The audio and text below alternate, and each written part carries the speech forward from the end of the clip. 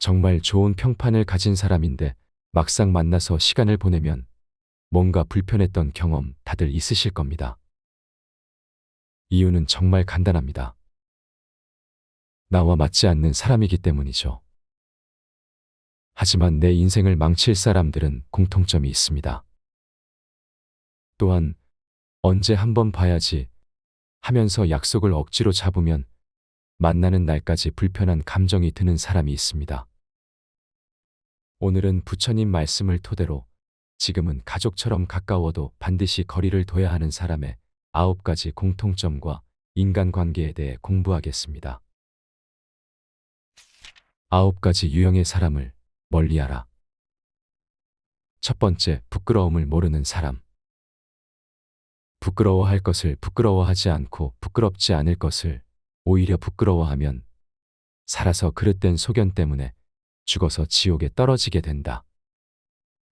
두려워할 것을 두려워하지 않고 두렵지 않을 것을 두려워해서 그릇된 소견을 믿고 나아가면 죽어서 지옥에 떨어지게 된다. 마크 트웨인이 말했다. 인간만이 얼굴이 붉어지는 동물이다. 혹은 그렇게 할 필요가 있는 동물이다. 그것이 바로 양심의 얼굴이다. 지상에서 가장 아름답고 가장 신선한 얼굴이다. 어떤 사람은 양심을 1000명의 증인에 맞먹는다고 말했지만 그것은 1000명을 훨씬 웃도는 10,000명의 증인에 맞먹는 것인지도 모른다. 그래서 부끄러움을 양심의 빛깔이라고 부르거나 양심의 향기라고 부르기도 하는 것이다. 그러나 그러지 못한 경우가 있다. 부끄러워할 것은 부끄러워하지 않고 부끄럽지 않은 것을 부끄러워하는 경우다. 또 두려워할 것은 두려워하지 않고 두렵지 않을 것을 두려워하는 경우다. 어떤 사람은 자기가 농부이거나 상인인 것을 부끄러워하며 농부나 상인이 아닌 다른 인격체가 되지 못한 것을 부끄러워한다. 또 어떤 사람들은 자기가 교사이거나 공무원인 것을 부끄러워하며 교사나 공무원이 아닌 다른 인격체가 되지 못한 것을 부끄러워한다. 부끄럽지 않은 것을 부끄러워하는 그 가난한 마음이 참으로 부끄러운 것이다. 한 성자가 있었다. 그는 죽어서 강제로 지옥에 떨어졌다. 그는 자신이 지옥으로 떨어진 사실을 믿을 수가 없었다. 도대체 무엇을 잘못했기에 지옥으로 떨어졌단 말인가? 그는 신을 만나 따지고 싶었다. 일생 동안 참으로 순결하게 살아왔기 때문이다. 마침내 그는 신에게 외쳤다. 일생 동안 잘못한 일이 없는데 왜 제가 지옥으로 떨어져야 합니까? 신이 대답했다. 너는 일생 동안 어떤 나쁜 일도 한 적이 없다. 그것은 참 좋은 일이다. 그러나 너는 어떤 좋은 일도 한 적이 없다. 그러니 너는 지상에서 있으나마나한 존재였다. 너는 기계에 불과했던 것이다. 그런 것이다. 그는 잘 길들여진 강아지처럼 수양만을 닦아왔을 뿐 어느 누구에게도 베풀어 본 적이 없었던 것이다. 그는 자기에게 맡겨진 자기 몫의 일은 하나도 해내지 못했던 것이다. 그와 마찬가지다. 그대의 일에 최선을 다하라. 그대가 농부인 그대 자신을 부끄러워한다면 그것은 엄청난 죄악이다. 그대에게 맡겨진 일에 최선을 다할 때 그대는 이 지상에서 그 누구보다도 훌륭할 수 있다. 그대가 아닌 남을 흉내내며 세상을 살아간다면 그것은 부끄러운 일이다. 그리고 두려운 일이다. 그대의 분수에 맞지 않게 사치하고 향락하며 방종에 젖어든다면 그것이야말로 부끄럽기 짝이 없고 두렵기 짝이 없는 일이다. 셰익스피어가 말했다. 겁쟁이는 죽음에 앞서 몇 번씩이나 죽지만 용기 있는 자는 한 번밖에 죽음을 맞지 않는다. 두 번째, 지나치게 고상한 척하는 사람. 산이 높고 험준한 곳에는 나무가 없지만 골짜기로 감도는 곳에는 초목이 무성하다. 물살이 새 고급한 곳에는 물고기가 없지만 연못이 깊이 고이면 물고기와 자라가 모여든다. 이처럼 지나치게 고상한 행동과 비좁고 급격한 마음은 군자로서 깊이 경계할 일이다. 혼자서만 유달리 고상하기를 원하는 사람을 보고 우리는 고고한 척한다고 말한다. 그들은 어우러진 무리 중에서 보다 뛰어나고 보다 두드러지고 싶어하며 다른 사람들과는 다르기를 원한다. 그들은 결과적으로 보통 사람들과는 다른 무엇이 되는데 우리 속담처럼 개밥의 도토리나 날 센 올빼미 신세 아니면 끈 떨어진 뒤웅박 꼴이 되고 만다. 그와 비슷한 것으로 과격한 성격의 사람을 들 수 있다. 모든 일에서 과격 일변도로만 흐르는 사람과 누가 함께하겠는가? 산이 높고 험준한 곳에는 나무가 없고 물살이 세고 급한 곳에는 고기가 없다. 사람도 마찬가지다. 그대 곁으로 많은 사람이 모여들도록 하라. 지나치게 고고하면 고독할 수밖에 없다. 세 번째, 간사하고 속이 좁은 사람. 소인과 더불어 원수 맺지 말라. 소인에게는 따로 상대가 있다. 군자에게 아첨하지 말라. 군자는 원래 사사로운 은혜는 베풀지 않는다. 소인이란 간사하고 속이 좁은 사람 또는 무식하고 천한 사람을 일컫는다. 작은 일에서부터 큰 일에 이르기까지 모든 일에서 소인과 함께해서는 안 된다. 그들이야말로 진드기나 거미 혹은 정갈 같은 독충들이기 때문이다. 무식은 모든 악의 어머니란 말이 있다. 무식하기 때문에 간사하고 속은 극히 비좁을 수밖에 없다. 간사하고 속이 비좁기 때문에 쉽사리 원수도 맺게 될 것이다. 그래서 셰익스피어는 무식은 신의 저주이며 지식은 하늘에 이르는 날개라고까지 했다. 소인배는 언제나 거리에 넘친다. 그들은 마치 굶주린 송충이처럼 나뭇가지 곳곳에 흉한 모습을 감추며 기어다닌다. 그들을 경계하라. 그들이 가까이 다가오더라도 닿을 듯 스치며 지나가라. 소경 나라에서는 소경이 왕이라는 것을 부디 명심하라. 네 번째, 혀를 함부로 놀리는 사람. 남을 참소하고 헐뜯는 사람은 마치 조각구름이 햇볕을 가리는 것과 같아 머지않아 스스로 밝아진다. 아양 떨고 아첨하는 사람은 마치 문틈으로 부는 바람이 살결에 스며드는 것과 같아 그 해로움을 미처 깨닫지 못한다. 가토가 말했다.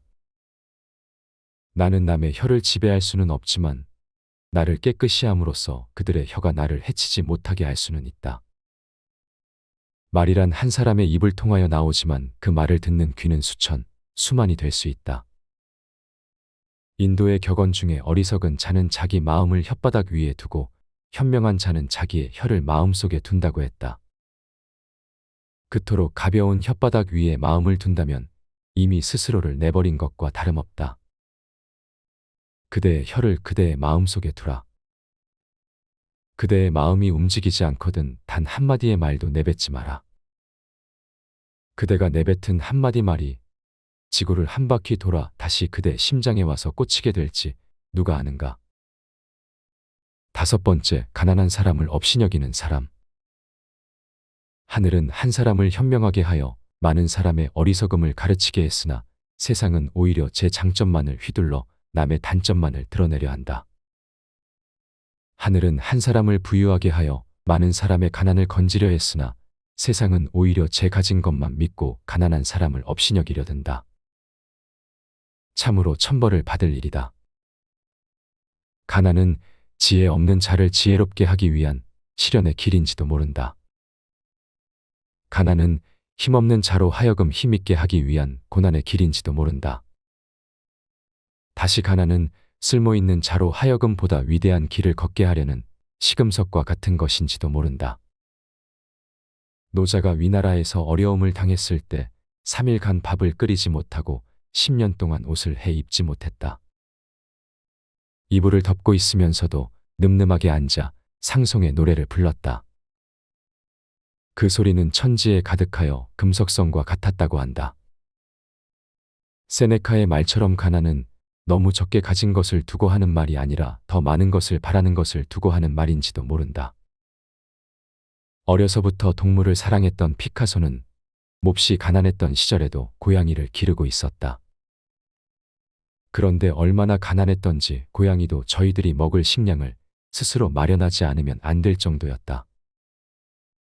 언젠가는 고양이가 어디서인지 길게 이어진 소시지를 끌고 왔는데 굶주림에 견디다 못한 피카소도 함께 그것을 나눠 먹었다는 것이다. 가난하면 훔치고 궁하면 거짓말을 한다는 속담도 그래서 생겨난 것인지도 모를 일이다. 사람들은 가난을 이해하려 들지 않는다. 가난이 결코 미덕일 수는 없지만 악덕일 수는 더더욱 없는 일이다. 플루타르코스 영웅전에 이런 말이 보인다. 가난하다 하여 불명예로 여길 것이 아니다. 문제는 가난의 원인이다. 가난이 나태나 제멋대로의 고집, 어리석음의 결과가 아닌가를 잘 생각해 보라. 그때야말로 진실로 그것을 수치로 여겨도 괜찮을 것이다. 그러나 가난은 사람을 분발케 한다. 가난은 모든 예능과 장사의 어머니란 말도 있지 않은가. 가난을 이해하려 들지 않는 사람들을 탓하지 말고 그 몰 이해의 한가운데로 치고 들어가라. 거기 그대의 길이 있다. 6번째, 지나치게 감정적인 사람. 기쁨에 들떠 가볍게 승낙하지 말며 술 취한 기분으로 함부로 성내지 말라. 즐거운 마음에 들떠 일을 많이 하지 말고 피곤하다 하여 끝맺음을 소홀히 말라. 철학자 칸트가 어느 날 나무 그늘 밑을 산책하고 있을 때였다. 어떤 미친 백정이 칼을 들고 달려오더니 느닷없이 칸트에게 덤벼들었다. 이때 칸트는 도망가기는커녕 그의 칼날을 슬쩍 비켜서며 침착하게 말했다. 여보게, 오늘이 도살날인가? 내가 알고 있기로는 내일일 텐데. 자신을 쉽사리 감정에 실어버린다면 두고두고 후회할 일을 만든다. 희로애락 어느 하나에라도 쉽사리 자기를 싣지 말라. 그 감정의 진폭에 쓸려 전혀 예상치 못했던 방향으로 이끌려 가게 된다. 기쁨에 들떠 기쁨에 빠지는 자는 자기도 모르는 사이에 슬픔에도 빠진다. 사랑에 들떠 사랑에 빠지는 자는 자기 자신도 모르는 사이에 질투에 빠진다. 얼마나 안타까운 일인가. 감정은 되도록 내면 깊숙이 가라앉히고 마치 수놓듯 현실을 판단하라. 그것이 이성이며 절제이며 자아의 발견이다. 7번째, 남을 꾸짖는 것을 좋아하면서 자신의 허물은 감추는 사람. 남을 꾸짖기를 좋아하지 말고 자기 자신을 살피기에 힘써라. 만약 이것을 알 수 있다면 근심은 영원히 사라져 없어질 것이다. 원망으로 원망을 갚는다면 마침내 원망은 멈추지 않는다. 오직 참는 것으로 원망은 멈추나니 이것은 열애의 영원한 진리다. 원망한다는 것은 남을 못마땅하게 여기고 탓하거나 지나간 일에 대해 불만족스럽게 여기는 것을 말한다. 그렇기 때문에 원망하는 마음은 밝지 못하고 어둡다. 원망하는 마음 자체가 사악에서 비롯된 것이기 때문이다. 그래서 프랑스의 철학자 아미엘은 차라리 그대를 이렇게 꾸짖는다. 왜 그대는 타인의 악의에 대해서, 망언에 대해서, 질투에 대해서, 교활에 대해서 성급해지고 마는가라고. 차라리 모든 것을 씻은 듯이 잊어버리라고 충고한다. 왜냐하면 모멸과 비난과 분노는 그대의 마음을 소란하게 할 따름이기 때문이라고. 성급하게 분노하는 그대에게 데카르트는 이렇게 말해준다. 애정은 생리적으로 강하고 미움은 생리적으로 약하다. 당신이 남을 원망하는 감정을 품고 있다면 당신의 피는 매우 나쁜 상태에 놓인다. 당신은 음식 맛조차 잃게 될 것이다. 당신의 건강을 위해서 남을 원망하는 감정에 오래 머물러 있지 말라. 순조로운 혈액순환, 맑은 공기, 적당한 온도, 이것들은 모두 사랑의 표현인 것이다. 남을 꾸짖기를 좋아하지 말고 먼저 자기 자신을 살펴보기에 힘써라. 그대가 그렇게 한다면 그대를 원망하는 자 역시 그대처럼 그대 뒤를 쫓을 것이다. 어느 날 아침 부따께서 성 안으로 들어가 걸식을 하셨다. 그때 욕 잘하는 바라문이 부처님을 향해 욕을 퍼부으면서 흙을 집어던졌다. 그런데 마침 바람이 불어 흙이 그 바라문에게로 되돌아가고 말았다. 부따께서 바라문에게 말씀하셨다. 어떤 사람이 성내지도 않고 원한도 없는데 그를 욕하고 꾸짖더라도 마음을 깨끗이 하여 앙심을 품지 않으면 그 허물은 도리어 욕을 한 사람에게 돌아가나니 마치 흙을 끼얹더라도 역풍이 불어와 오히려 자기를 더럽히는 것과 같느니라. 험악한 말씨보다 공손한 말씨가 얼마나 더 아름다운가. 꾸짖으며 욕하기보다는 꾸짖으며 보듬어주는 마음이 얼마나 더 진실한가. 미움과 원망의 씨앗을 말 속에 심기보다는 미움과 원망의 씨앗을 거두어들이는 것은 또 얼마나 현명한 일인가. 조지 허버트가 말했다. 다정스러운 말은 시원한 물보다도 한결 더 목마름을 죽여준다. 8번째, 거짓말하는 사람. 거짓을 말하면 지옥에 떨어진다. 하고도 하지 않았다 하면 두 겹의 죄를 함께 받으니 스스로 저지르고 스스로 끌려간다. 엄청난 거짓말은 땅 위의 큰 물고기와 같다. 펄떡거리고 뛰며 큰 법석을 떨겠지만 결코 그대를 해치지는 못한다. 그대는 그저 가만히 있기만 하라. 그러면 그것은 저절로 죽어버린다. 조지 크레브가 한 말이다. 거짓말이란 실체가 공허해서 비록된 것인 만큼 생명력이 있을 턱이 없다. 사람들이 그 거짓말에 이끌리지 않고 가만히 내버려두기만 하면 그것은 원래 공허의 자리로 되돌아가고 없다. 거짓으로 꾸며대는 말들은 대개가 깨달음이 없는 사람으로부터 나온다. 그들은 사물을 잘 살펴서 옳고 그른 것을 분별할 능력이 없기 때문이다. 그들은 자기들의 거짓말에 인생을 실어보려 하겠지만 삶이 하잘것없는 거짓말에 실리기에는 역부족일 수밖에 없다. 말이란 믿음이 생명력이다. 믿음이 없는 말들은 갈 곳이 없는 나그네처럼 허공을 맴돌기만 하다가 제풀에 쓰러진다. 붓다의 아들 라훌라는 10살쯤 되던 어린 나이에 붓다에게 머리를 깎이고 사미가 되었다. 라훌라는 사람들이 찾아와 붓다께서 계시냐고 물으면 계실 때는 안 계시다고 대답하고 계시지 않을 때는 계시다고 대답하며 곧잘 거짓말을 했다. 라훌라의 거짓말 버릇을 들은 붓다께서는 라훌라를 불러 발을 씻어달라고 하셨다. 어린 라훌라가 대야에 물을 떠가지고 와서 발을 씻어드리자 붓다께서는 물을 버린 빈 대야를 뒤엎어 놓게 하신 후 라훌라에게 말씀하셨다. 물을 떠와서 대야에 부어라. 엎어진 대야에 물을 붓던 라훌라가 말했다. 물을 부어도 대야에 들어가지 않습니다. 왜 들어가지 않느냐?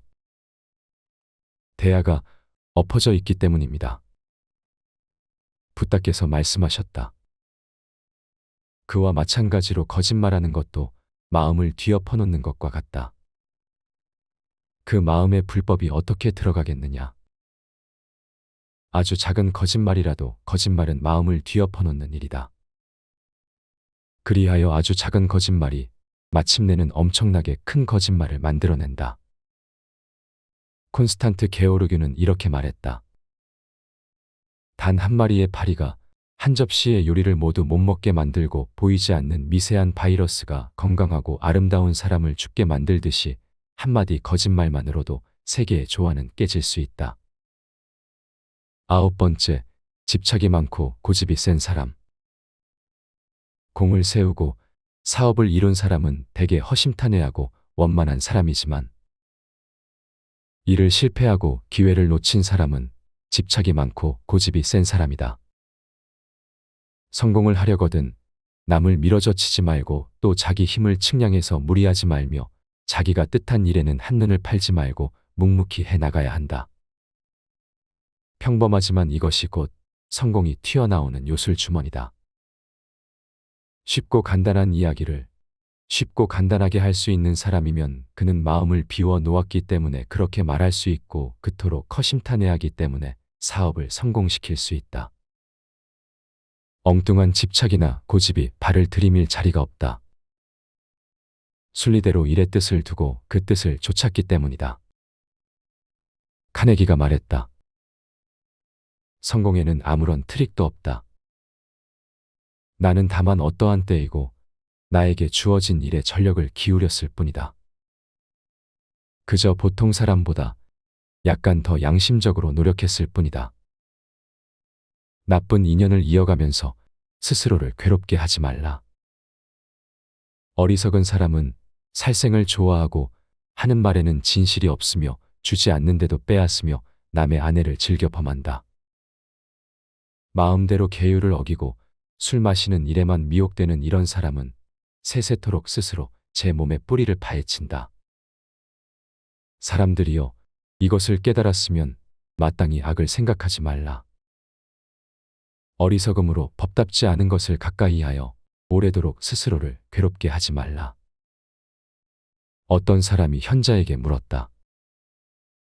인생에서 가장 중요한 때는 언제이며 가장 중요한 사람은 어떤 사람이며 가장 중요한 일은 무엇입니까? 현자가 대답했다. 가장 중요한 때는 현재다. 사람이 자기 자신을 통제할 수 있는 것은 현재이기 때문이다. 가장 중요한 사람이란 어떤 관계든 현재 관계를 맺고 있는 그 사람이다. 왜냐하면 사람은 누구나 현재 이후에 다른 누구와 어떤 관계를 갖게 될지 알지 못하기 때문이다. 가장 중요한 일은 어떤 관계든 현재 관계를 맺고 있는 사람들 모두를 사랑하는 일이다. 사람은 오직 사랑하기 위해서만 이 세상에 태어나기 때문이다. 현재란 그만큼 중요한 시간이다. 그토록 귀중한 시간에 살생을 좋아하고 하는 말마다 진실이 없으며 남의 것을 빼앗거나 남의 아내를 즐겨 범하거나 술 마시는 일에만 몰두한다면 그는 이미 인간이기를 포기한 사람이나 다름없다. 그는 얼마나 스스로를 괴롭게 만들고 있는가. 어느 달 밝은 밤에 부탁께서 나무 밑에 있는 한도인을 찾아가 마주 앉았다. 그때 한 마리의 거북이 물속에서 나와 나무 밑으로 다가왔다. 그런데 어디서인가 물개 한 마리가 먹이를 찾아 나왔다가 거북을 보고 덤벼들었다. 거북은 곧장 머리와 꼬리와 사지를 등껍질 속으로 감춰버렸다. 거북을 어떻게 할 수 없게 된 물개는 어디론가 어슬렁 사라져버렸다. 그때 도인이 말했다. 이 거북에게는 몸을 보호하는 갑옷이 있다는 걸 물개는 모르고 있는 모양이구나. 부탁께서 말씀하셨다. 세상 사람들은 거북보다도 못하구나. 모든 것이 덧없는 줄 모르고 6가지 정을 함부로 놀려 악마에 시달리면서 일생을 마치지 않는가. 인생의 모든 일은 모두 그 뜻으로 되기 마련인데 어찌 스스로 힘써 구경의 안락을 구하지 않는가. 자기를 다스리지 못하면 그는 다른 누구도 다스릴 수 없다. 노자가 말했다. 남을 잘 알고 있는 사람은 똑똑한 사람이다. 자기 자신을 잘 알고 있는 사람은 그 이상으로 총명한 사람이다. 남을 설복시킬 수 있는 사람은 강한 사람이다. 그러나 자기 자신을 이겨내는 사람은 그 이상으로 강한 사람이다. 현재를 아껴 써라. 현재는 그대가 유일하게 그대일 수 있는 시간이다. 디오게네스가 한 말처럼 삶은 악이 아니지만 방종하게 사는 것은 악이다. 왜 중요한 그대의 현재를 악의 먹거리로 제공하려 하는가? 어리석음은 자와 가까이 하면 나 또한 어리석어진다. 어리석은 자는 자식이 있고 재물이 있다 해서 오직 그것에 급급해하지만 나도 또한 내가 아닌 것을 어찌 자식과 재물을 근심할 것인가? 어리석은 자의 탐욕은 물량에 치우친다. 그리하여 그 물량에 대한 집착은 끝이 없다. 한 가지가 만들어지면 10가지에 대하여 10가지가 만들어지면 100가지에 대하여 그의 탐욕은 쉴 새 없이 불어난다. 그렇게 불어나는 탐욕은 마침내 근심과 슬픔을 동반한다. 지금까지 거두어들인 것에 대한 근심과 앞으로 계속해서 거두어들일 것에 대한 불확실성에 안타까워한다. 그래서 보이티우스는 이렇게 탄식한다. 탐욕은 얻은 것을 다 삼키곤 또 입만 더 크게 벌리는 것. 제 아무리 큰 은혜를 받을지라도 탐욕의 갈증은 더해만 가니 그 누가 끝없는 욕망을 제어하랴. 얼마나 큰 어리석음이냐. 눈이 있어도 앞을 못 보고 귀가 있어도 듣지 못하여 마음이 있어도 깨닫지 못하는 큰 어리석음을 누가 깨우칠 수 있겠는가. 지혜를 화폐로 주조하고 싶다고 말한 사람은 장추베르다. 그는 지혜를 주조해서 외우기 쉽고 전하기 쉬운 잠언과 격언과 속담으로 하고 싶다고 했다. 그리하여 모든 사람들이 쉽게 지혜를 접할 수 있게 하고 싶어 했다. 그만큼 지혜는 얻기 어려운 것이기 때문이다. 아무리 부유해도 행복해지지 않는 것처럼 뛰어난 학문이 있어도 지혜는 얻지 못한다. 그래서 도스토옙스키는 신이 벌을 내릴 때는 그 사람의 지혜부터 빼앗아 버린다고 그의 작품 백치를 통해 이야기해주고 있다. 소를 치는 한 사내가 있었다. 그는 250마리나 되는 소를 풀밭으로 몰고 다니며 정성껏 키웠다. 그는 매일같이 그 소의 수를 헤아려 보며 만족해했다. 그런데 어느 날 갑자기 어디선가 호랑이가 나타나 한 마리의 소를 잡아먹었다. 이제 그의 소는 249마리가 되었다. 그 사내는 크게 낙담하며 말했다. 이미 한 마리의 소를 잃어버렸으니 이 온전치 못한 소떼를 어디에 쓸 것인가. 그래서 그 사내는 소떼를 깊은 구덩이와 높은 언덕으로 몰고 가서 덜어는 구덩이에 몰아넣고 덜어는 벼랑에 떨어뜨려 모두 죽여버렸다. 자기 자신을 들여다보라. 자기 자신에 대하여 보다 깊이 생각하라. 어리석음에서 벗어날 수 있는 기회는 얼마든지 있다. 칼릴 지브란의 다음 말을 명심해서 기억하라. 나 자신에 대해서 생각하는 것은 무섭다. 그러나 추한 것, 아름다운 것 그대로의 나에 대해서 생각하는 것만이 오직 정직한 것이다. 이 이상 더 튼튼한 출발이 어디 있으랴. 9가지 유형의 사람을 멀리하라. 첫 번째, 부끄러움을 모르는 사람. 부끄러워할 것을 부끄러워하지 않고 부끄럽지 않을 것을 오히려 부끄러워하면 살아서 그릇된 소견 때문에 죽어서 지옥에 떨어지게 된다. 두려워할 것을 두려워하지 않고 두렵지 않을 것을 두려워해서 그릇된 소견을 믿고 나아가면 죽어서 지옥에 떨어지게 된다. 마크 트웨인이 말했다. 인간만이 얼굴이 붉어지는 동물이다. 혹은 그렇게 할 필요가 있는 동물이다. 그것이 바로 양심의 얼굴이다. 지상에서 가장 아름답고 가장 신선한 얼굴이다. 어떤 사람은 양심을 1000명의 증인에 맞먹는다고 말했지만 그것은 1000명을 훨씬 웃도는 10,000명의 증인에 맞먹는 것인지도 모른다. 그래서 부끄러움을 양심의 빛깔이라고 부르거나 양심의 향기라고 부르기도 하는 것이다.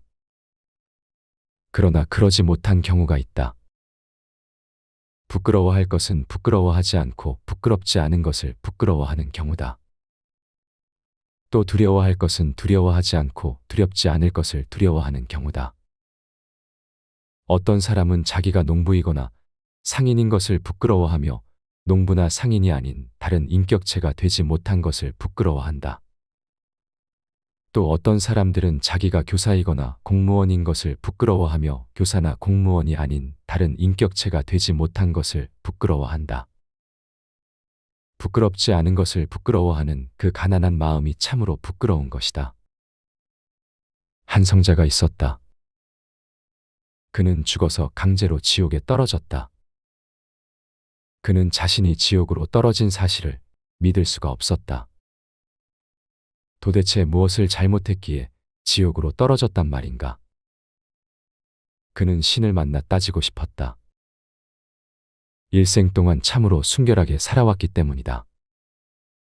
마침내 그는 신에게 외쳤다. 일생 동안 잘못한 일이 없는데 왜 제가 지옥으로 떨어져야 합니까? 신이 대답했다.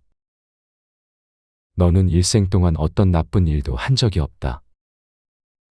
그것은 참 좋은 일이다. 그러나 너는 어떤 좋은 일도 한 적이 없다.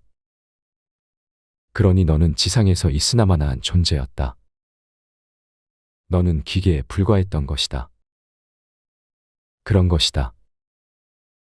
그는 잘 길들여진 강아지처럼 수양만을 닦아왔을 뿐 어느 누구에게도 베풀어 본 적이 없었던 것이다.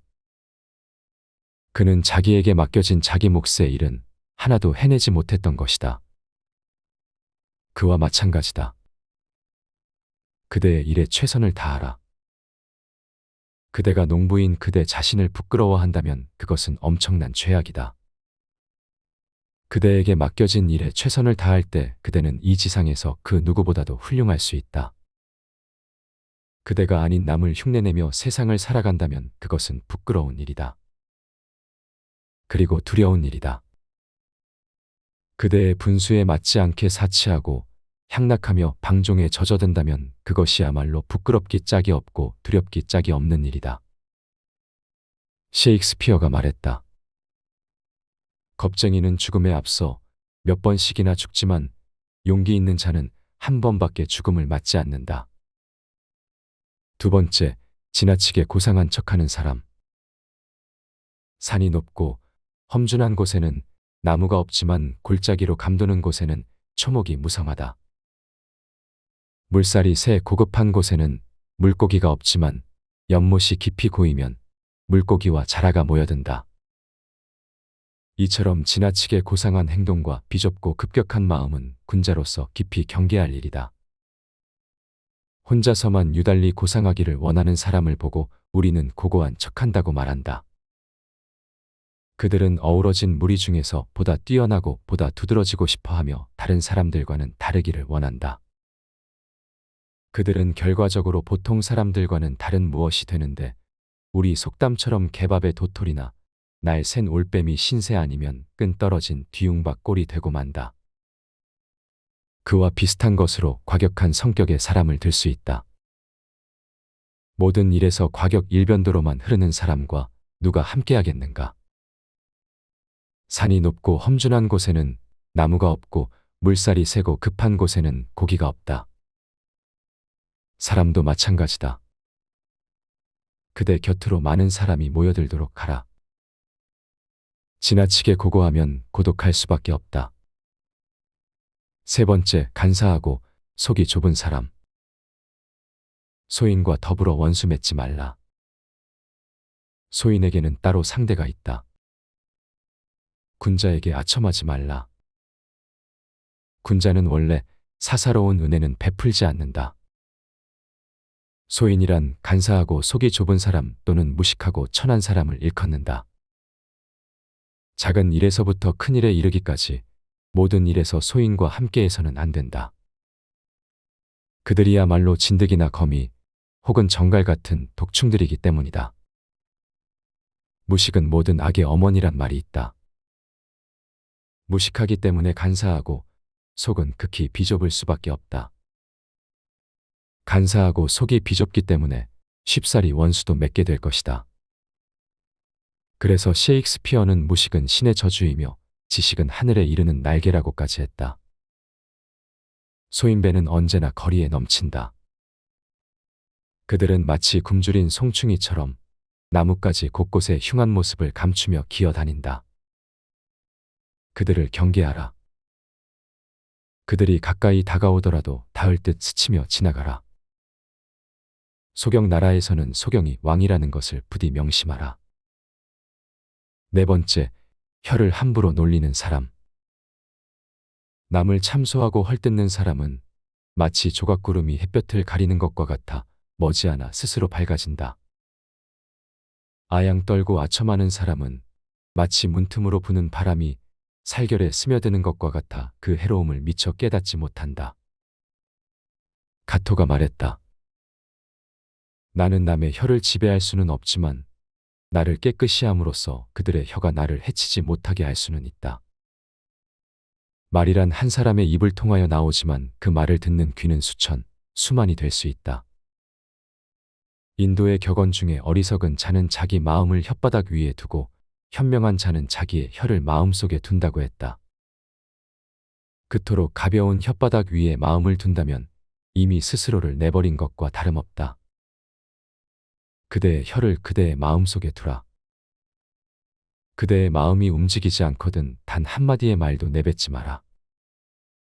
그대가 내뱉은 한마디 말이 지구를 한 바퀴 돌아 다시 그대 심장에 와서 꽂히게 될지 누가 아는가.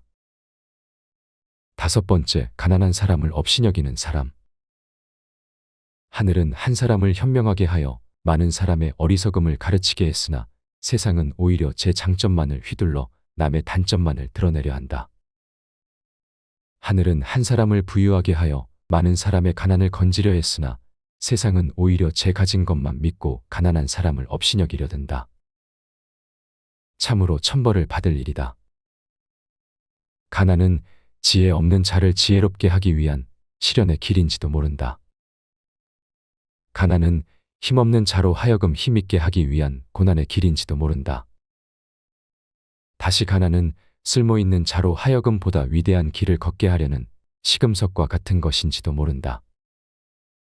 노자가 위나라에서 어려움을 당했을 때 3일간 밥을 끓이지 못하고 10년 동안 옷을 해 입지 못했다. 이불을 덮고 있으면서도 늠름하게 앉아 상송의 노래를 불렀다. 그 소리는 천지에 가득하여 금속성과 같았다고 한다. 세네카의 말처럼 가난은 너무 적게 가진 것을 두고 하는 말이 아니라 더 많은 것을 바라는 것을 두고 하는 말인지도 모른다.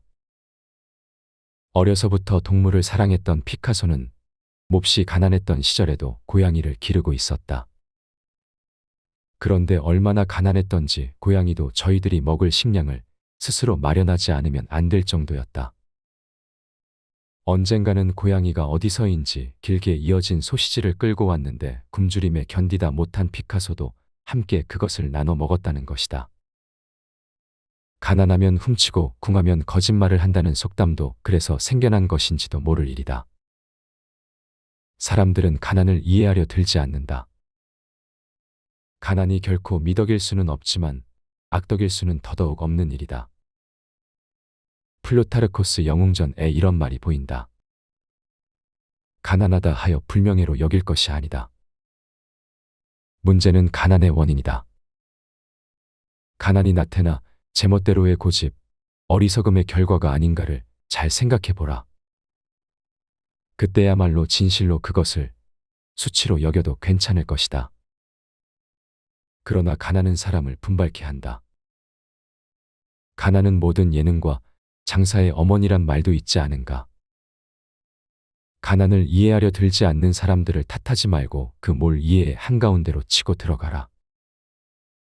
거기 그대의 길이 있다. 6번째, 지나치게 감정적인 사람. 기쁨에 들떠 가볍게 승낙하지 말며 술 취한 기분으로 함부로 성내지 말라. 즐거운 마음에 들떠 일을 많이 하지 말고 피곤하다 하여 끝맺음을 소홀히 말라.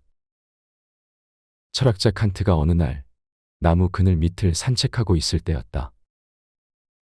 어떤 미친 백정이 칼을 들고 달려오더니 느닷없이 칸트에게 덤벼들었다. 이때 칸트는 도망가기는커녕 그의 칼날을 슬쩍 비켜서며 침착하게 말했다. 여보게, 오늘이 도살날인가? 내가 알고 있기로는 내일일 텐데. 자신을 쉽사리 감정에 실어버린다면 두고두고 후회할 일을 만든다. 희로애락 어느 하나에라도 쉽사리 자기를 싣지 말라. 그 감정의 진폭에 쓸려 전혀 예상치 못했던 방향으로 이끌려 가게 된다. 기쁨에 들떠 기쁨에 빠지는 자는 자기도 모르는 사이에 슬픔에도 빠진다. 사랑에 들떠 사랑에 빠지는 자는 자기 자신도 모르는 사이에 질투에 빠진다. 얼마나 안타까운 일인가. 감정은 되도록 내면 깊숙이 가라앉히고 마치 수놓듯 현실을 판단하라. 그것이 이성이며 절제이며 자아의 발견이다. 7번째, 남을 꾸짖는 것을 좋아하면서 자신의 허물은 감추는 사람. 남을 꾸짖기를 좋아하지 말고 자기 자신을 살피기에 힘써라. 만약 이것을 알 수 있다면 근심은 영원히 사라져 없어질 것이다. 원망으로 원망을 갚는다면 마침내 원망은 멈추지 않는다. 오직 참는 것으로 원망은 멈추나니 이것은 열애의 영원한 진리다. 원망한다는 것은 남을 못마땅하게 여기고 탓하거나 지나간 일에 대해 불만족스럽게 여기는 것을 말한다. 그렇기 때문에 원망하는 마음은 밝지 못하고 어둡다. 원망하는 마음 자체가 사악에서 비롯된 것이기 때문이다. 그래서 프랑스의 철학자 아미엘은 차라리 그대를 이렇게 꾸짖는다. 왜 그대는 타인의 악의에 대해서, 망언에 대해서, 질투에 대해서, 교활에 대해서 성급해지고 마는가라고. 차라리 모든 것을 씻은 듯이 잊어버리라고 충고한다. 왜냐하면 모멸과 비난과 분노는 그대의 마음을 소란하게 할 따름이기 때문이라고. 성급하게 분노하는 그대에게 데카르트는 이렇게 말해준다. 애정은 생리적으로 강하고 미움은 생리적으로 약하다. 당신이 남을 원망하는 감정을 품고 있다면 당신의 피는 매우 나쁜 상태에 놓인다. 당신은 음식 맛조차 잃게 될 것이다. 당신의 건강을 위해서 남을 원망하는 감정에 오래 머물러 있지 말라. 순조로운 혈액순환, 맑은 공기, 적당한 온도, 이것들은 모두 사랑의 표현인 것이다. 남을 꾸짖기를 좋아하지 말고 먼저 자기 자신을 살펴보기에 힘써라. 그대가 그렇게 한다면 그대를 원망하는 자 역시 그대처럼 그대 뒤를 좇을 것이다. 어느 날 아침 붓다께서 성 안으로 들어가 걸식을 하셨다. 그때 욕 잘하는 바라문이 부처님을 향해 욕을 퍼부으면서 흙을 집어던졌다. 그런데 마침 바람이 불어 흙이 그 바라문에게로 되돌아가고 말았다. 붓다께서 바라문에게 말씀하셨다. 어떤 사람이 성내지도 않고 원한도 없는데 그를 욕하고 꾸짖더라도 마음을 깨끗이 하여 앙심을 품지 않으면 그 허물은 도리어 욕을 한 사람에게 돌아가나니 마치 흙을 끼얹더라도 역풍이 불어와 오히려 자기를 더럽히는 것과 같느니라. 험악한 말씨보다 공손한 말씨가 얼마나 더 아름다운가. 꾸짖으며 욕하기보다는 꾸짖으며 보듬어주는 마음이 얼마나 더 진실한가. 미움과 원망의 씨앗을 말 속에 심기보다는 미움과 원망의 씨앗을 거두어들이는 것은 또 얼마나 현명한 일인가. 조지 허버트가 말했다. 다정스러운 말은 시원한 물보다도 한결 더 목마름을 죽여준다. 8번째, 거짓말하는 사람. 거짓을 말하면 지옥에 떨어진다. 하고도 하지 않았다 하면 두 겹의 죄를 함께 받으니 스스로 저지르고 스스로 끌려간다. 엄청난 거짓말은 땅 위에 큰 물고기와 같다. 펄떡거리고 뛰며 큰 법석을 떨겠지만 결코 그대를 해치지는 못한다. 그대는 그저 가만히 있기만 하라. 그러면 그것은 저절로 죽어버린다. 조지 크레브가 한 말이다. 거짓말이란 실체가 공허해서 비록된 것인 만큼 생명력이 있을 턱이 없다. 사람들이 그 거짓말에 이끌리지 않고 가만히 내버려 두기만 하면 그것은 원래 공허의 자리로 되돌아가고 없다. 거짓으로 꾸며대는 말들은 대개가 깨달음이 없는 사람으로부터 나온다. 그들은 사물을 잘 살펴서 옳고 그른 것을 분별할 능력이 없기 때문이다. 그들은 자기들의 거짓말에 인생을 실어보려 하겠지만 삶이 하잘것없는 거짓말에 실리기에는 역부족일 수밖에 없다. 말이란 믿음이 생명력이다. 믿음이 없는 말들은 갈 곳이 없는 나그네처럼 허공을 맴돌기만 하다가 제풀에 쓰러진다. 붓다의 아들 라훌라는 10살쯤 되던 어린 나이에 붓다에게 머리를 깎이고 사미가 되었다. 라훌라는 사람들이 찾아와 붓다께서 계시냐고 물으면 계실 때는 안 계시다고 대답하고 계시지 않을 때는 계시다고 대답하며 곧잘 거짓말을 했다. 라훌라의 거짓말 버릇을 들은 붓다께서는 라훌라를 불러 발을 씻어달라고 하셨다. 어린 라훌라가 대야에 물을 떠가지고 와서 발을 씻어드리자 붓다께서는 물을 버린 빈 대야를 뒤엎어 놓게 하신 후 라훌라에게 말씀하셨다. 물을 떠와서 대야에 부어라. 엎어진 대야에 물을 붓던 라훌라가 말했다. 물을 부어도 대야에 들어가지 않습니다. 왜 들어가지 않느냐? 대야가 엎어져 있기 때문입니다. 붓다께서 말씀하셨다. 그와 마찬가지로 거짓말하는 것도 마음을 뒤엎어 놓는 것과 같다. 그 마음의 불법이 어떻게 들어가겠느냐? 아주 작은 거짓말이라도 거짓말은 마음을 뒤엎어 놓는 일이다. 그리하여 아주 작은 거짓말이 마침내는 엄청나게 큰 거짓말을 만들어낸다. 콘스탄트 게오르규는 이렇게 말했다. 단 한 마리의 파리가 한 접시의 요리를 모두 못 먹게 만들고 보이지 않는 미세한 바이러스가 건강하고 아름다운 사람을 죽게 만들듯이 한마디 거짓말만으로도 세계의 조화는 깨질 수 있다. 9번째, 집착이 많고 고집이 센 사람. 공을 세우고 사업을 이룬 사람은 대개 허심탄회하고 원만한 사람이지만 일을 실패하고 기회를 놓친 사람은 집착이 많고 고집이 센 사람이다. 성공을 하려거든 남을 밀어젖히지 말고 또 자기 힘을 측량해서 무리하지 말며 자기가 뜻한 일에는 한눈을 팔지 말고 묵묵히 해나가야 한다. 평범하지만 이것이 곧 성공이 튀어나오는 요술 주머니다. 쉽고 간단한 이야기를 쉽고 간단하게 할 수 있는 사람이면 그는 마음을 비워 놓았기 때문에 그렇게 말할 수 있고 그토록 허심탄회하기 때문에 사업을 성공시킬 수 있다. 엉뚱한 집착이나 고집이 발을 들이밀 자리가 없다. 순리대로 일의 뜻을 두고 그 뜻을 좇았기 때문이다. 카네기가 말했다. 성공에는 아무런 트릭도 없다. 나는 다만 어떠한 때이고 나에게 주어진 일에 전력을 기울였을 뿐이다. 그저 보통 사람보다 약간 더 양심적으로 노력했을 뿐이다. 나쁜 인연을 이어가면서 스스로를 괴롭게 하지 말라. 어리석은 사람은 살생을 좋아하고 하는 말에는 진실이 없으며 주지 않는데도 빼앗으며 남의 아내를 즐겨 범한다.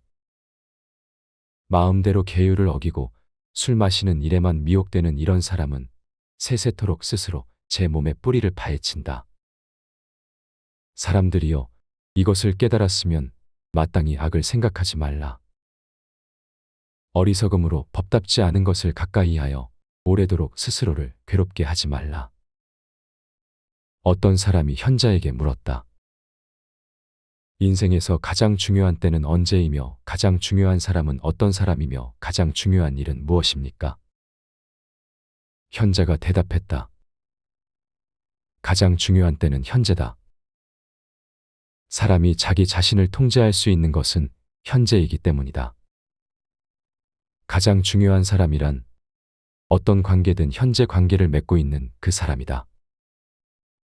왜냐하면 사람은 누구나 현재 이후에 다른 누구와 어떤 관계를 갖게 될지 알지 못하기 때문이다. 가장 중요한 일은 어떤 관계든 현재 관계를 맺고 있는 사람들 모두를 사랑하는 일이다. 사람은 오직 사랑하기 위해서만 이 세상에 태어나기 때문이다. 현재란 그만큼 중요한 시간이다. 그토록 귀중한 시간에 살생을 좋아하고 하는 말마다 진실이 없으며 남의 것을 빼앗거나 남의 아내를 즐겨 범하거나 술 마시는 일에만 몰두한다면 그는 이미 인간이기를 포기한 사람이나 다름없다. 그는 얼마나 스스로를 괴롭게 만들고 있는가. 어느 달 밝은 밤에 붓다께서 나무 밑에 있는 한 도인을 찾아가 마주 앉았다. 그때 한 마리의 거북이 물속에서 나와 나무 밑으로 다가왔다. 그런데 어디서인가 물개 한 마리가 먹이를 찾아 나왔다가 거북을 보고 덤벼들었다. 거북은 곧장 머리와 꼬리와 사지를 등껍질 속으로 감춰버렸다. 거북을 어떻게 할 수 없게 된 물개는 어디론가 어슬렁 사라져버렸다. 그때 도인이 말했다.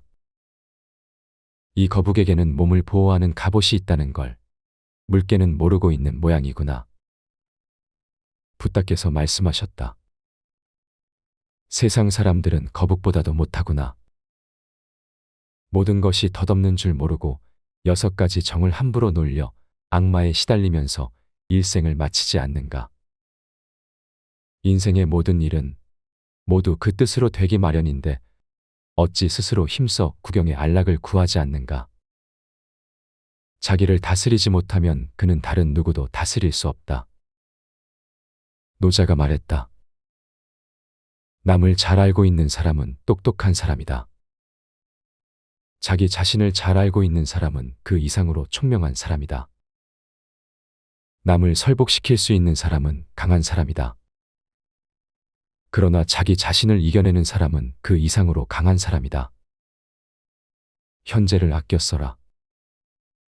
현재는 그대가 유일하게 그대일 수 있는 시간이다. 디오게네스가 한 말처럼 삶은 악이 아니지만 방종하게 사는 것은 악이다. 왜 중요한 그대의 현재를 악의 먹거리로 제공하려 하는가? 어리석음은 자와 가까이 하면 나 또한 어리석어진다.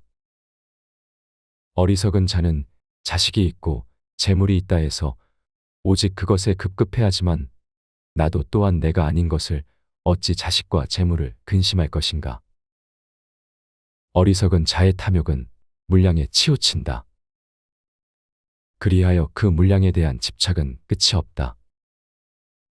한 가지가 만들어지면 10가지에 대하여, 10가지가 만들어지면 100가지에 대하여 그의 탐욕은 쉴 새 없이 불어난다. 그렇게 불어나는 탐욕은 마침내 근심과 슬픔을 동반한다. 지금까지 거두어들인 것에 대한 근심과 앞으로 계속해서 거두어들일 것에 대한 불확실성에 안타까워한다. 그래서 보이티우스는 이렇게 탄식한다. 탐욕은 얻은 것을 다 삼키곤 또 입만 더 크게 벌리는 것. 제 아무리 큰 은혜를 받을지라도 탐욕의 갈증은 더해만 가니 그 누가 끝없는 욕망을 제어하랴. 얼마나 큰 어리석음이냐. 눈이 있어도 앞을 못 보고 귀가 있어도 듣지 못하여 마음이 있어도 깨닫지 못하는 큰 어리석음을 누가 깨우칠 수 있겠는가. 지혜를 화폐로 주조하고 싶다고 말한 사람은 장추베르다. 그는 지혜를 주조해서 외우기 쉽고 전하기 쉬운 잠언과 격언과 속담으로 하고 싶다고 했다. 그리하여 모든 사람들이 쉽게 지혜를 접할 수 있게 하고 싶어 했다. 그만큼 지혜는 얻기 어려운 것이기 때문이다.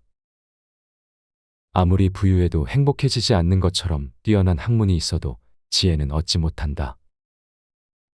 그래서 도스토옙스키는 신이 벌을 내릴 때는 그 사람의 지혜부터 빼앗아 버린다고 그의 작품 백치를 통해 이야기해주고 있다. 소를 치는 한 사내가 있었다. 그는 250마리나 되는 소를 풀밭으로 몰고 다니며 정성껏 키웠다.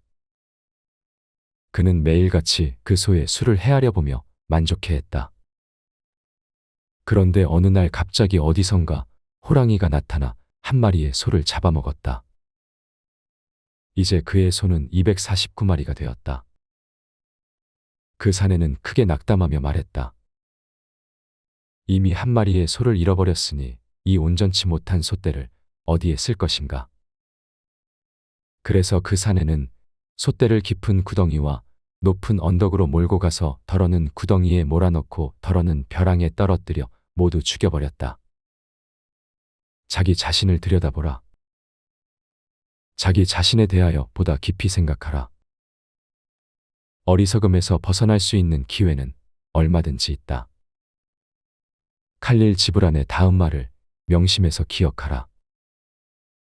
나 자신에 대해서 생각하는 것은 무섭다. 그러나 추한 것, 아름다운 것 그대로의 나에 대해서 생각하는 것만이 오직 정직한 것이다. 이 이상 더 튼튼한 출발이 어디 있으랴. 9가지 유형의 사람을 멀리하라. 첫 번째, 부끄러움을 모르는 사람. 부끄러워할 것을 부끄러워하지 않고 부끄럽지 않을 것을 오히려 부끄러워하면 살아서 그릇된 소견 때문에 죽어서 지옥에 떨어지게 된다. 두려워할 것을 두려워하지 않고 두렵지 않을 것을 두려워해서 그릇된 소견을 믿고 나아가면 죽어서 지옥에 떨어지게 된다. 마크 트웨인이 말했다. 인간만이 얼굴이 붉어지는 동물이다. 혹은 그렇게 할 필요가 있는 동물이다. 그것이 바로 양심의 얼굴이다. 지상에서 가장 아름답고 가장 신선한 얼굴이다. 어떤 사람은 양심을 1000명의 증인에 맞먹는다고 말했지만 그것은 1000명을 훨씬 웃도는 10,000명의 증인에 맞먹는 것인지도 모른다. 그래서 부끄러움을 양심의 빛깔이라고 부르거나 양심의 향기라고 부르기도 하는 것이다. 그러나 그러지 못한 경우가 있다. 부끄러워할 것은 부끄러워하지 않고 부끄럽지 않은 것을 부끄러워하는 경우다. 또 두려워할 것은 두려워하지 않고 두렵지 않을 것을 두려워하는 경우다. 어떤 사람은 자기가 농부이거나 상인인 것을 부끄러워하며 농부나 상인이 아닌 다른 인격체가 되지 못한 것을 부끄러워한다. 또 어떤 사람들은 자기가 교사이거나 공무원인 것을 부끄러워하며 교사나 공무원이 아닌 다른 인격체가 되지 못한 것을 부끄러워한다. 부끄럽지 않은 것을 부끄러워하는 그 가난한 마음이 참으로 부끄러운 것이다. 한 성자가 있었다. 그는 죽어서 강제로 지옥에 떨어졌다. 그는 자신이 지옥으로 떨어진 사실을 믿을 수가 없었다. 도대체 무엇을 잘못했기에 지옥으로 떨어졌단 말인가? 그는 신을 만나 따지고 싶었다. 일생 동안 참으로 순결하게 살아왔기 때문이다. 마침내 그는 신에게 외쳤다. 일생 동안 잘못한 일이 없는데 왜 제가 지옥으로 떨어져야 합니까? 신이 대답했다. 너는 일생 동안 어떤 나쁜 일도 한 적이 없다. 그것은 참 좋은 일이다. 그러나 너는 어떤 좋은 일도 한 적이 없다. 그러니 너는 지상에서 있으나마나한 존재였다. 너는 기계에 불과했던 것이다. 그런 것이다. 그는 잘 길들여진 강아지처럼 수양만을 닦아왔을 뿐 어느 누구에게도 베풀어 본 적이 없었던 것이다. 그는 자기에게 맡겨진 자기 몫의 일은 하나도 해내지 못했던 것이다. 그와 마찬가지다. 그대의 일에 최선을 다하라. 그대가 농부인 그대 자신을 부끄러워한다면 그것은 엄청난 죄악이다. 그대에게 맡겨진 일에 최선을 다할 때 그대는 이 지상에서 그 누구보다도 훌륭할 수 있다. 그대가 아닌 남을 흉내내며 세상을 살아간다면 그것은 부끄러운 일이다. 그리고 두려운 일이다. 그대의 분수에 맞지 않게 사치하고 향락하며 방종에 젖어든다면 그것이야말로 부끄럽기 짝이 없고 두렵기 짝이 없는 일이다. 셰익스피어가 말했다. 겁쟁이는 죽음에 앞서 몇 번씩이나 죽지만 용기 있는 자는 한 번밖에 죽음을 맞지 않는다. 두 번째, 지나치게 고상한 척하는 사람. 산이 높고 험준한 곳에는 나무가 없지만 골짜기로 감도는 곳에는 초목이 무성하다. 물살이 새 고급한 곳에는 물고기가 없지만 연못이 깊이 고이면 물고기와 자라가 모여든다. 이처럼 지나치게 고상한 행동과 비좁고 급격한 마음은 군자로서 깊이 경계할 일이다. 혼자서만 유달리 고상하기를 원하는 사람을 보고 우리는 고고한 척한다고 말한다. 그들은 어우러진 무리 중에서 보다 뛰어나고 보다 두드러지고 싶어하며 다른 사람들과는 다르기를 원한다. 그들은 결과적으로 보통 사람들과는 다른 무엇이 되는데 우리 속담처럼 개밥의 도토리나 날 센 올빼미 신세 아니면 끈 떨어진 뒤웅박 꼴이 되고 만다. 그와 비슷한 것으로 과격한 성격의 사람을 들 수 있다. 모든 일에서 과격 일변도로만 흐르는 사람과 누가 함께하겠는가? 산이 높고 험준한 곳에는 나무가 없고 물살이 세고 급한 곳에는 고기가 없다. 사람도 마찬가지다. 그대 곁으로 많은 사람이 모여들도록 하라. 지나치게 고고하면 고독할 수밖에 없다. 세 번째, 간사하고 속이 좁은 사람. 소인과 더불어 원수 맺지 말라. 소인에게는 따로 상대가 있다. 군자에게 아첨하지 말라. 군자는 원래 사사로운 은혜는 베풀지 않는다. 소인이란 간사하고 속이 좁은 사람 또는 무식하고 천한 사람을 일컫는다. 작은 일에서부터 큰 일에 이르기까지 모든 일에서 소인과 함께해서는 안 된다. 그들이야말로 진드기나 거미 혹은 정갈 같은 독충들이기 때문이다. 무식은 모든 악의 어머니란 말이 있다. 무식하기 때문에 간사하고 속은 극히 비좁을 수밖에 없다. 간사하고 속이 비좁기 때문에 쉽사리 원수도 맺게 될 것이다. 그래서 셰익스피어는 무식은 신의 저주이며 지식은 하늘에 이르는 날개라고까지 했다. 소인배는 언제나 거리에 넘친다. 그들은 마치 굶주린 송충이처럼 나뭇가지 곳곳에 흉한 모습을 감추며 기어다닌다. 그들을 경계하라. 그들이 가까이 다가오더라도 닿을 듯 스치며 지나가라. 소경 나라에서는 소경이 왕이라는 것을 부디 명심하라. 네 번째, 혀를 함부로 놀리는 사람. 남을 참소하고 헐뜯는 사람은 마치 조각구름이 햇볕을 가리는 것과 같아 머지않아 스스로 밝아진다. 아양 떨고 아첨하는 사람은 마치 문틈으로 부는 바람이 살결에 스며드는 것과 같아 그 해로움을 미처 깨닫지 못한다. 가토가 말했다. 나는 남의 혀를 지배할 수는 없지만 나를 깨끗이 함으로써 그들의 혀가 나를 해치지 못하게 할 수는 있다. 말이란 한 사람의 입을 통하여 나오지만 그 말을 듣는 귀는 수천, 수만이 될 수 있다. 인도의 격언 중에 어리석은 자는 자기 마음을 혓바닥 위에 두고 현명한 자는 자기의 혀를 마음속에 둔다고 했다.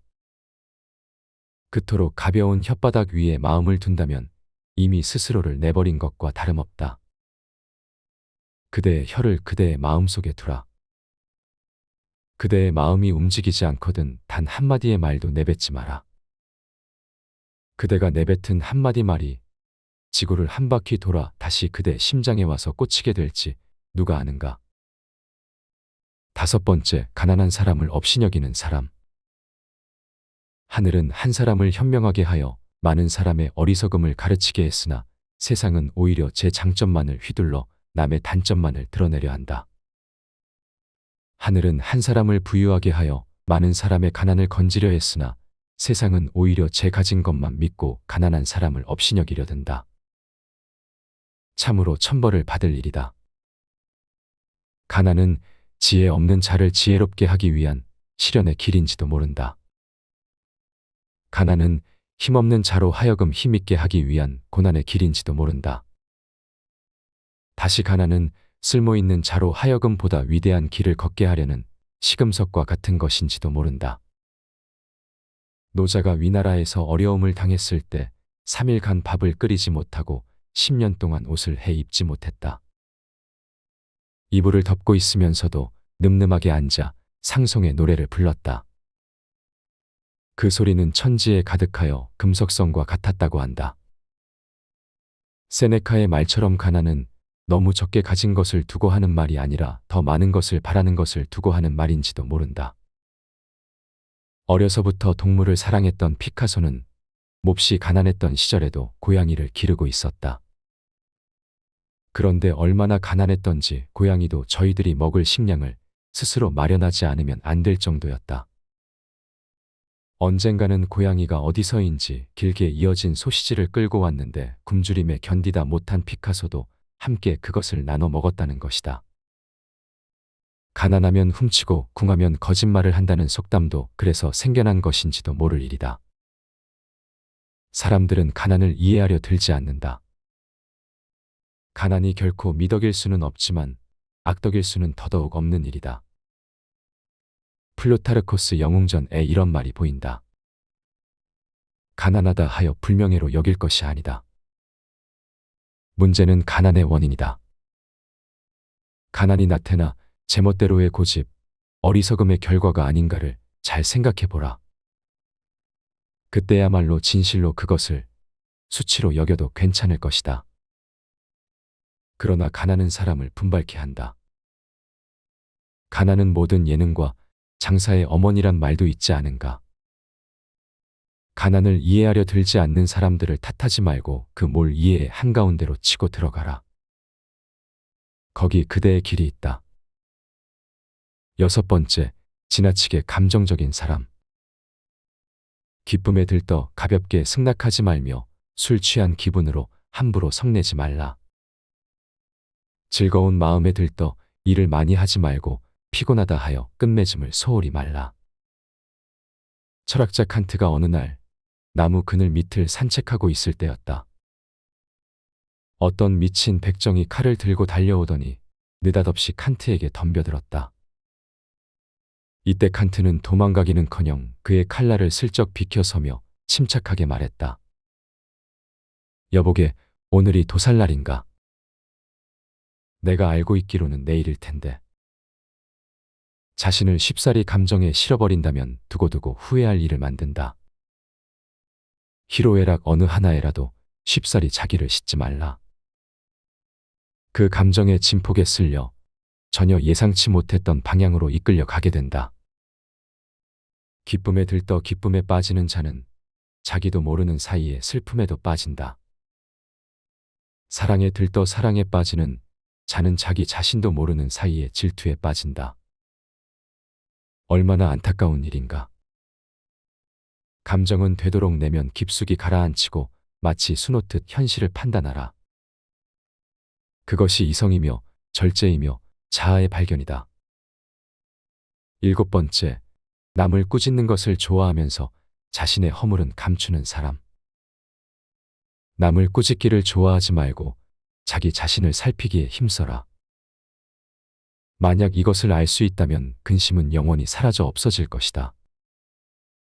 원망으로 원망을 갚는다면 마침내 원망은 멈추지 않는다. 오직 참는 것으로 원망은 멈추나니 이것은 열애의 영원한 진리다. 원망한다는 것은 남을 못마땅하게 여기고 탓하거나 지나간 일에 대해 불만족스럽게 여기는 것을 말한다. 그렇기 때문에 원망하는 마음은 밝지 못하고 어둡다. 원망하는 마음 자체가 사악에서 비롯된 것이기 때문이다. 그래서 프랑스의 철학자 아미엘은 차라리 그대를 이렇게 꾸짖는다. 왜 그대는 타인의 악의에 대해서, 망언에 대해서, 질투에 대해서, 교활에 대해서 성급해지고 마는가라고. 차라리 모든 것을 씻은 듯이 잊어버리라고 충고한다. 왜냐하면 모멸과 비난과 분노는 그대의 마음을 소란하게 할 따름이기 때문이라고. 성급하게 분노하는 그대에게 데카르트는 이렇게 말해준다. 애정은 생리적으로 강하고 미움은 생리적으로 약하다. 당신이 남을 원망하는 감정을 품고 있다면 당신의 피는 매우 나쁜 상태에 놓인다. 당신은 음식 맛조차 잃게 될 것이다. 당신의 건강을 위해서 남을 원망하는 감정에 오래 머물러 있지 말라. 순조로운 혈액순환, 맑은 공기, 적당한 온도, 이것들은 모두 사랑의 표현인 것이다. 남을 꾸짖기를 좋아하지 말고 먼저 자기 자신을 살펴보기에 힘써라. 그대가 그렇게 한다면 그대를 원망하는 자 역시 그대처럼 그대 뒤를 좇을 것이다. 어느 날 아침 부따께서 성 안으로 들어가 걸식을 하셨다. 그때 욕 잘하는 바라문이 부처님을 향해 욕을 퍼부으면서 흙을 집어던졌다. 그런데 마침 바람이 불어 흙이 그 바라문에게로 되돌아가고 말았다. 부따께서 바라문에게 말씀하셨다. 어떤 사람이 성내지도 않고 원한도 없는데 그를 욕하고 꾸짖더라도 마음을 깨끗이 하여 앙심을 품지 않으면 그 허물은 도리어 욕을 한 사람에게 돌아가나니 마치 흙을 끼얹더라도 역풍이 불어와 오히려 자기를 더럽히는 것과 같느니라. 험악한 말씨보다 공손한 말씨가 얼마나 더 아름다운가. 꾸짖으며 욕하기보다는 꾸짖으며 보듬어주는 마음이 얼마나 더 진실한가. 미움과 원망의 씨앗을 말 속에 심기보다는 미움과 원망의 씨앗을 거두어들이는 것은 또 얼마나 현명한 일인가. 조지 허버트가 말했다. 다정스러운 말은 시원한 물보다도 한결 더 목마름을 죽여준다. 8번째, 거짓말하는 사람. 거짓을 말하면 지옥에 떨어진다. 하고도 하지 않았다 하면 두 겹의 죄를 함께 받으니 스스로 저지르고 스스로 끌려간다. 엄청난 거짓말은 땅 위의 큰 물고기와 같다. 펄떡거리고 뛰며 큰 법석을 떨겠지만 결코 그대를 해치지는 못한다. 그대는 그저 가만히 있기만 하라. 그러면 그것은 저절로 죽어버린다. 조지 크레브가 한 말이다. 거짓말이란 실체가 공허해서 비록된 것인 만큼 생명력이 있을 턱이 없다. 사람들이 그 거짓말에 이끌리지 않고 가만히 내버려 두기만 하면 그것은 원래 공허의 자리로 되돌아가고 없다. 거짓으로 꾸며대는 말들은 대개가 깨달음이 없는 사람으로부터 나온다. 그들은 사물을 잘 살펴서 옳고 그른 것을 분별할 능력이 없기 때문이다. 그들은 자기들의 거짓말에 인생을 실어보려 하겠지만 삶이 하잘것없는 거짓말에 실리기에는 역부족일 수밖에 없다. 말이란 믿음이 생명력이다. 믿음이 없는 말들은 갈 곳이 없는 나그네처럼 허공을 맴돌기만 하다가 제풀에 쓰러진다. 붓다의 아들 라훌라는 10살쯤 되던 어린 나이에 붓다에게 머리를 깎이고 사미가 되었다.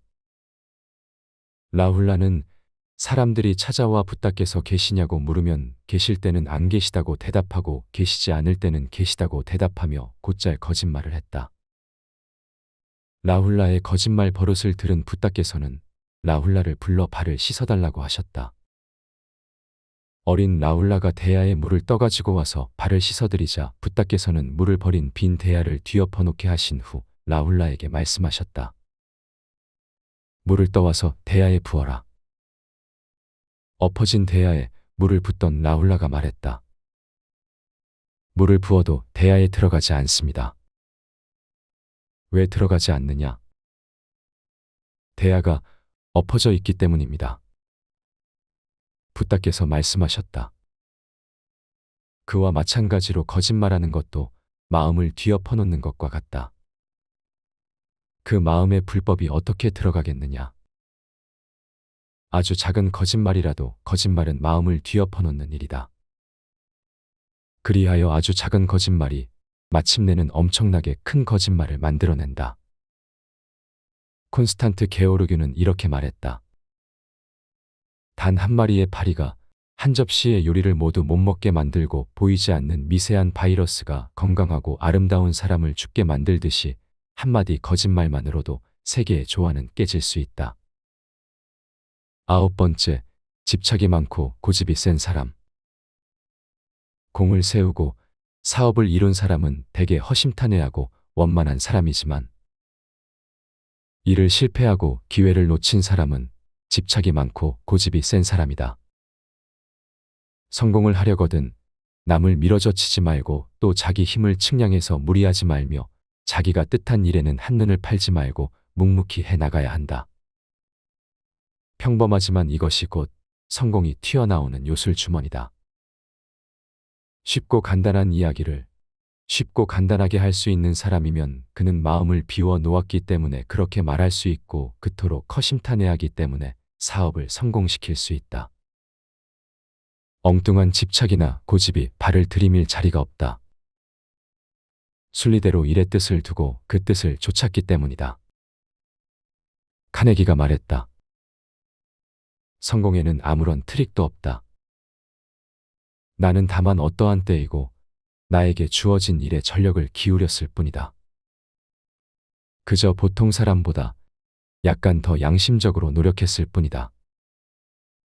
나쁜 인연을 이어가면서 스스로를 괴롭게 하지 말라. 어리석은 사람은 살생을 좋아하고 하는 말에는 진실이 없으며 주지 않는데도 빼앗으며 남의 아내를 즐겨 범한다. 마음대로 계율을 어기고 술 마시는 일에만 미혹되는 이런 사람은 세세토록 스스로 제 몸에 뿌리를 파헤친다. 사람들이여, 이것을 깨달았으면 마땅히 악을 생각하지 말라. 어리석음으로 법답지 않은 것을 가까이 하여 오래도록 스스로를 괴롭게 하지 말라. 어떤 사람이 현자에게 물었다. 인생에서 가장 중요한 때는 언제이며 가장 중요한 사람은 어떤 사람이며 가장 중요한 일은 무엇입니까? 현자가 대답했다. 가장 중요한 때는 현재다. 사람이 자기 자신을 통제할 수 있는 것은 현재이기 때문이다. 가장 중요한 사람이란 어떤 관계든 현재 관계를 맺고 있는 그 사람이다. 왜냐하면 사람은 누구나 현재 이후에 다른 누구와 어떤 관계를 갖게 될지 알지 못하기 때문이다. 가장 중요한 일은 어떤 관계든 현재 관계를 맺고 있는 사람들 모두를 사랑하는 일이다. 사람은 오직 사랑하기 위해서만 이 세상에 태어나기 때문이다. 현재란 그만큼 중요한 시간이다. 그토록 귀중한 시간에 살생을 좋아하고 하는 말마다 진실이 없으며 남의 것을 빼앗거나 남의 아내를 즐겨 범하거나 술 마시는 일에만 몰두한다면 그는 이미 인간이기를 포기한 사람이나 다름없다. 그는 얼마나 스스로를 괴롭게 만들고 있는가. 어느 달 밝은 밤에 부탁께서 나무 밑에 있는 한 도인을 찾아가 마주 앉았다. 그때 한 마리의 거북이 물속에서 나와 나무 밑으로 다가왔다. 그런데 어디서인가 물개 한 마리가 먹이를 찾아 나왔다가 거북을 보고 덤벼들었다. 거북은 곧장 머리와 꼬리와 사지를 등껍질 속으로 감춰버렸다. 거북을 어떻게 할 수 없게 된 물개는 어디론가 어슬렁 사라져버렸다. 그때 도인이 말했다. 이 거북에게는 몸을 보호하는 갑옷이 있다는 걸 물개는 모르고 있는 모양이구나. 붓다께서 말씀하셨다. 세상 사람들은 거북보다도 못하구나. 모든 것이 덧없는 줄 모르고 6가지 정을 함부로 놀려 악마에 시달리면서 일생을 마치지 않는가. 인생의 모든 일은 모두 그 뜻으로 되기 마련인데 어찌 스스로 힘써 구경의 안락을 구하지 않는가. 자기를 다스리지 못하면 그는 다른 누구도 다스릴 수 없다. 노자가 말했다. 남을 잘 알고 있는 사람은 똑똑한 사람이다. 자기 자신을 잘 알고 있는 사람은 그 이상으로 총명한 사람이다. 남을 설복시킬 수 있는 사람은 강한 사람이다. 그러나 자기 자신을 이겨내는 사람은 그 이상으로 강한 사람이다. 현재를 아껴 써라. 현재는 그대가 유일하게 그대일 수 있는 시간이다. 디오게네스가 한 말처럼 삶은 악이 아니지만 방종하게 사는 것은 악이다. 왜 중요한 그대의 현재를 악의 먹거리로 제공하려 하는가? 어리석음은 자와 가까이 하면 나 또한 어리석어진다. 어리석은 자는 자식이 있고 재물이 있다 해서 오직 그것에 급급해하지만 나도 또한 내가 아닌 것을 어찌 자식과 재물을 근심할 것인가? 어리석은 자의 탐욕은 물량에 치우친다. 그리하여 그 물량에 대한 집착은 끝이 없다. 한 가지가 만들어지면 10가지에 대하여, 10가지가 만들어지면 100가지에 대하여 그의 탐욕은 쉴 새 없이 불어난다. 그렇게 불어나는 탐욕은 마침내 근심과 슬픔을 동반한다.